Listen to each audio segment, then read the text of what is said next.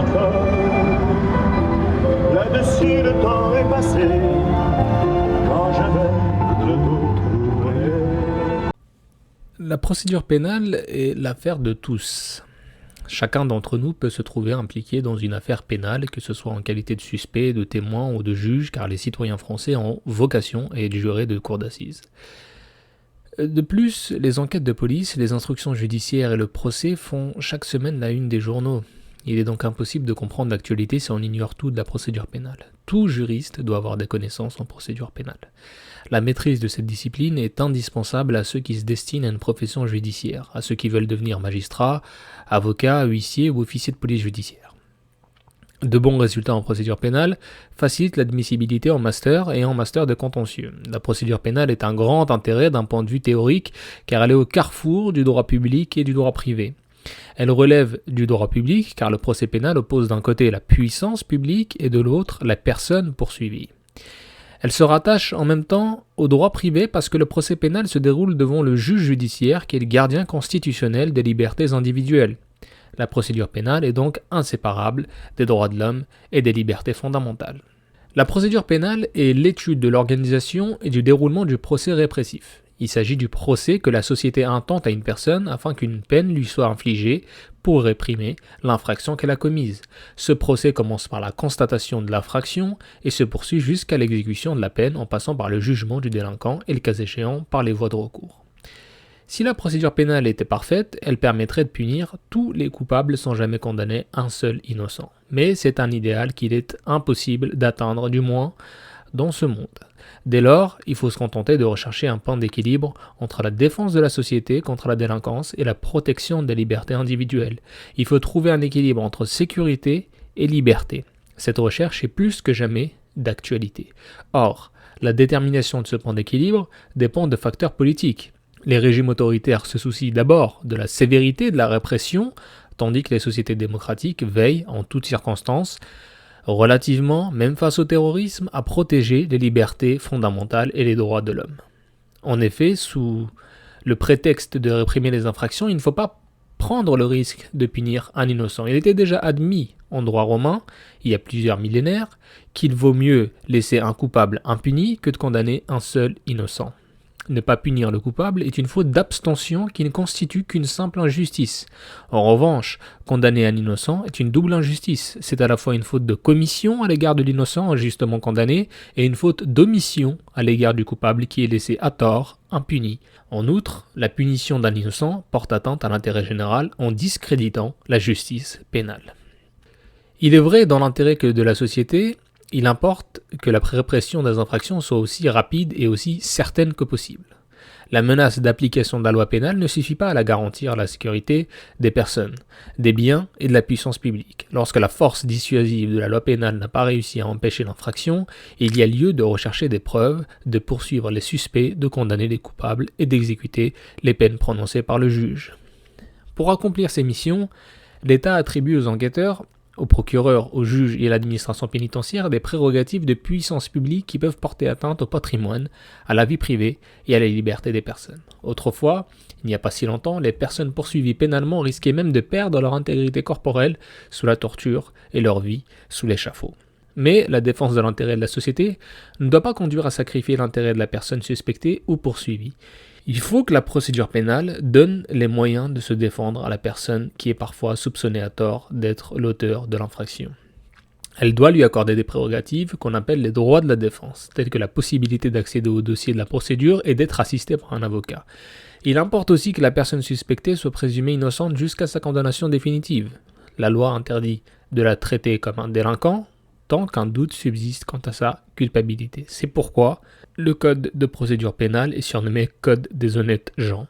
Il permet non seulement de condamner les coupables, mais aussi et surtout de disculper les innocents. Au contraire, le code pénal est appelé Code des malfaiteurs, parce que sa seule vocation est son application aux délinquants. En définitive, dans une démocratie, la procédure pénale poursuit deux buts. Ne punir aucun innocent, condamner toutes les personnes dont la culpabilité est légalement démontrée. L'objet de la procédure pénale.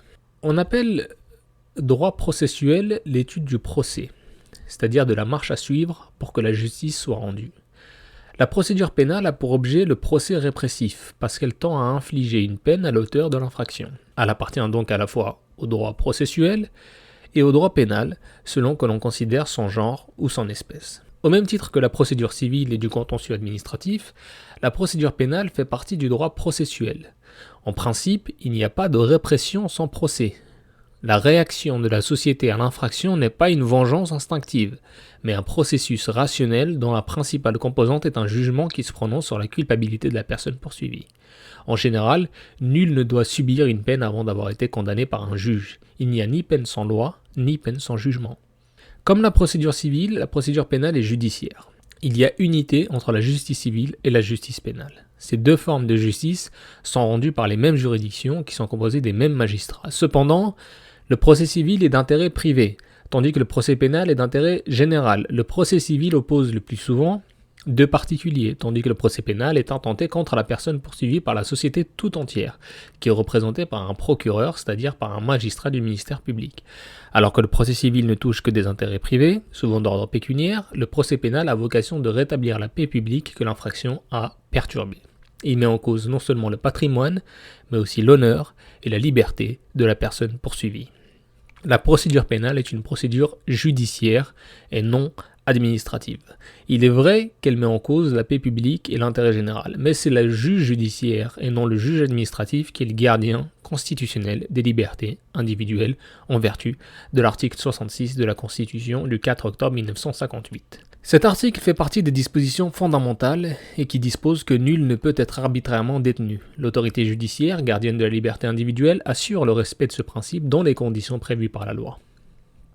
La procédure pénale est la branche du droit processuel qui sert à mettre en œuvre le droit pénal. On distingue le droit pénal de fond et le droit pénal de forme.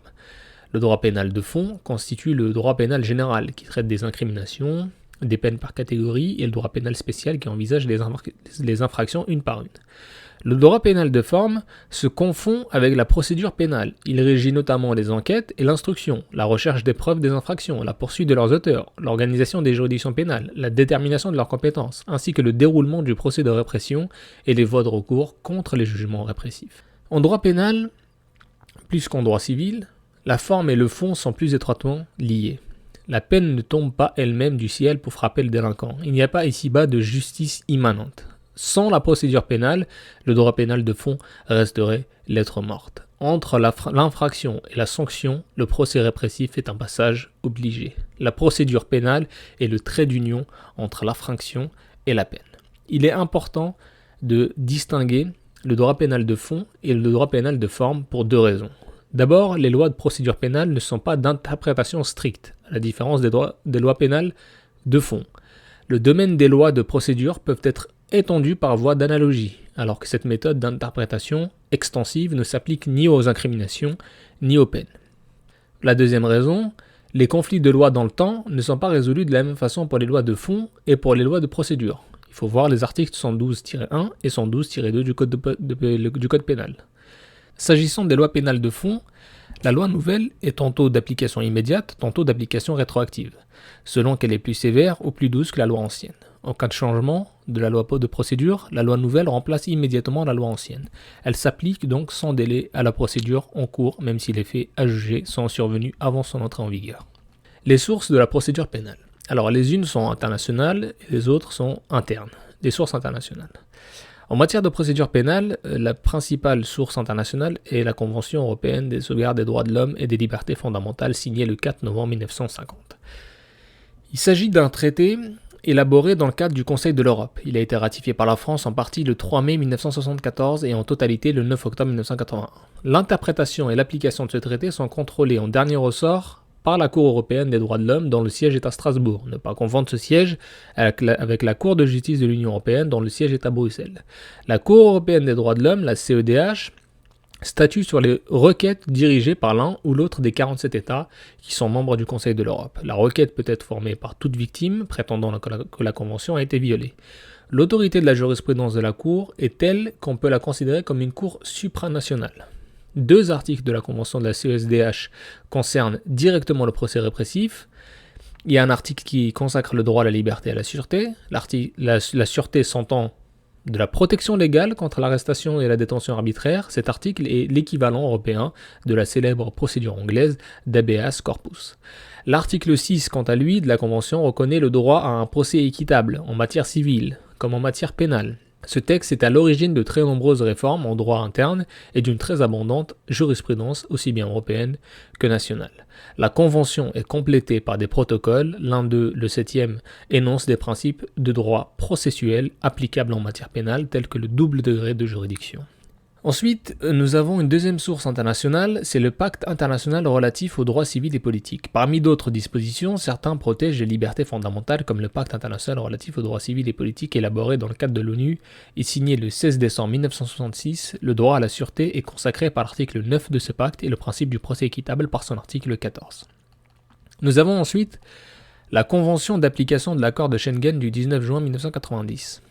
L'Union européenne s'est donné pour objet la coopération en matière de justice et d'affaires intérieures, c'est ce qu'on appelle ses troisièmes piliers. Elle s'efforce de rapprocher les législations, notamment en matière de procédure pénale. 2 directives sont récemment intervenues à ce sujet. Le premier en date du 22 mai 2012 est relatif au droit à l'information dans les procédures pénales. Elle a été transposée en droit français par la loi du 27 mai 2014. La seconde directive du 22 octobre 2013 qui est relative au droit d'accès à un avocat dans les procédures pénales. Elle est encore en attente de transposition.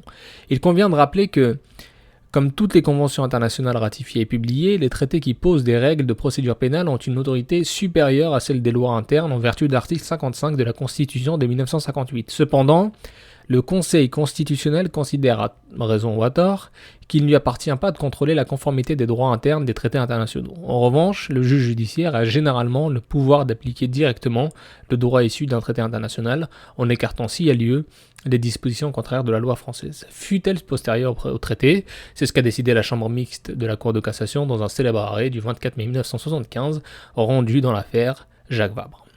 Les sources internes, les sources constitutionnelles.